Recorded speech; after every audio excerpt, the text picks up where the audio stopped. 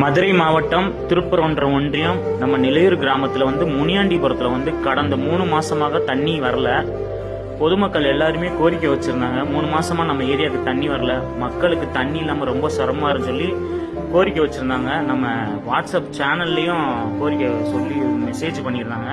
நம்ம போய் ஸ்பாட்ல போய் பார்த்து நல்லா தோண்டி பார்த்துட்டு ஈவினிங் போல குழாயை போட்டு பார்த்து அரேஞ்ச் பண்ணி பார்த்தோம். தண்ணி வந்துச்சு.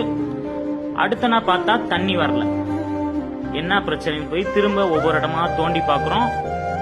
தண்ணி அங்கங்க அடைச்சிக்கிறது, சப்ளை ஆகல.